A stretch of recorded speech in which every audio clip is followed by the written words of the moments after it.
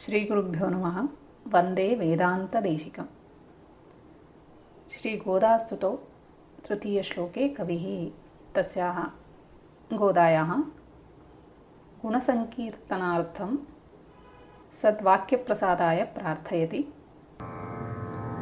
त्वत्प्रेयसश्रवणयोरमृतायमानां तुल्यां त्वदीयमणिनूपुरशिञ्जितानां गोदे त्वमेव जननी त्वदभीष्टवार्हां वाचं प्रसन्नमधुरां मम संविधेहि। तत्र कथयति तव संकीर्तनश्रवणं तव पत्युः अथवा नाथस्यापि श्रवणानन्दं जनयति। अतः तव नूपुरशिञ्जाध्वनिसदृशीं त्वद् अभीष्टवार्हां प्रसन्नमधुरां वाचं मम संविधेहि। अत्र पाठान्तरमपि वर्तते। संविधेहि इति एकः पाठः, संविधेयाः इत्यपि पाठान्तरम् अवधेयम् अस्माभिः। तृतीयश्लोकस्य अन्वयः इत्थं: गोदे जननी अर्थात् हे गोदे, हे जननी, त्वत्प्रेयसः श्रवणयोः अमृतायमानां त्वदीय मणिनूपुरशिञ्जितानां तुल्यां तदभीष्टवार्हां प्रसन्नमधुरां वाचं मम त्वमेव संविधेहि।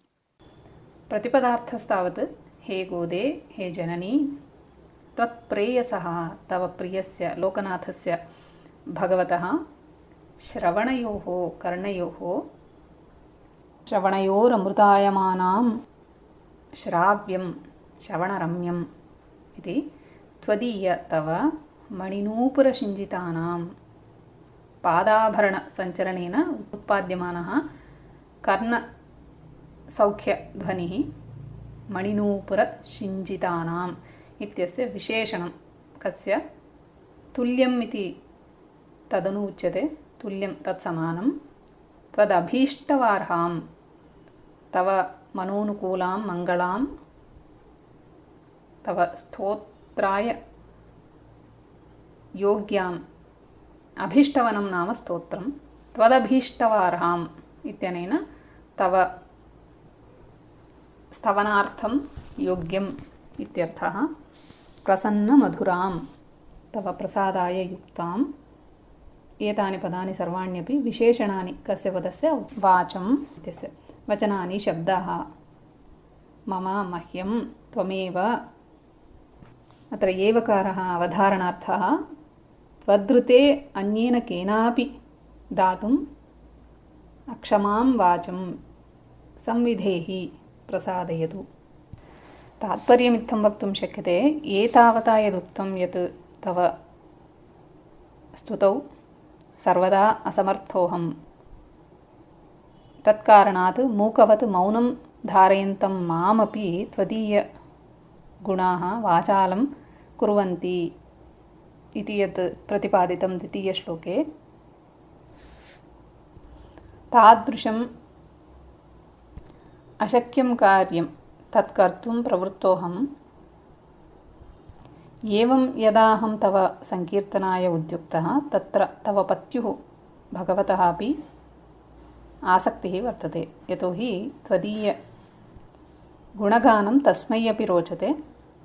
अतः तादृशवचनानि मह्यं प्रसादयतु येन भगवतः श्रवणयोः अपि तव स्तोत्ररूपमद्वचनानि यानि सन्ति ते भगवतः कर्णयोः अमृततुल्यानि स्युः।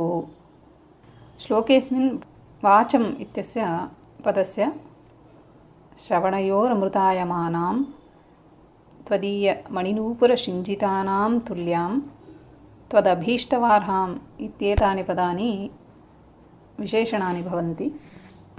एवं तदग्रे यतोहि त्वदीयनूपुरशिञ्जितानां ध्वनिः तत्तुल्या अथवा वाचम् इति वाक्शब्दः स्त्रीलिङ्गशब्दः, अत एव श्रवणयोरमृतायमानाम् इत्युक्तम्।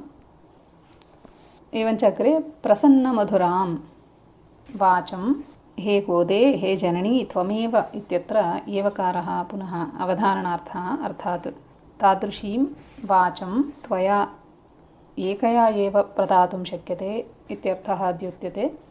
तादृशीं वाचं मम सम्पूर्णतया विशेषतया च देहि इति देव्याः गोदायाः स्तवनात् प्राक् तन्निमित्तकं वैदुष्यं वाग्वैभवं वा तस्याः एव प्रार्थयते कविः।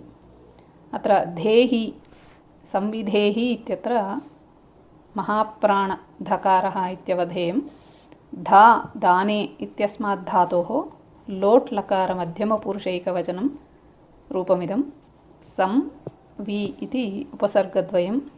अनेन संविधेहि इति शब्दस्य व्युत्पत्तिः। एकया रीत्या पूर्वश्लोके तव महिमा एव मां तव स्तवनार्थं प्रेरयति इत्युक्त्वा प्रकृतश्लोके तावत् तदर्थम् अपेक्षितवाग्वैभवम् अपि मह्यं देहि इति कथयन् सा च वाक् कीदृशी स्यात् इति लक्षणचतुष्टयं कथयति। प्रथमं लक्षणं तावत् भगवतः श्रवणयोरमृतायमानां तव नूपुरशिञ्जितध्वनितुल्यां तव अभीष्टवार्हां त्वां स्तोतुम् अर्हाम् इत्यर्थः। प्रसन्नमधुरां च वाचं मह्यम् अनुगृहाण इति भावः। अग्रिमे श्लोके अर्थात् चतुर्थश्लोकात् वस्तुतः गोदायाः गुणगानं प्रवर्तते। तद्द्रक्ष्यामः वयम् अग्रिमे भागे। निगमान्तमहादेशिकाय नमः। त्वत्प्रेयसश्रवणयोरमृतायमानां तुल्यां त्वदीयमणिनूपुरशिञ्जितानां गोदे त्वमेव जननी त्वदभीष्टवार्हां वाचं प्रसन्नमधुरां मम संविधेहि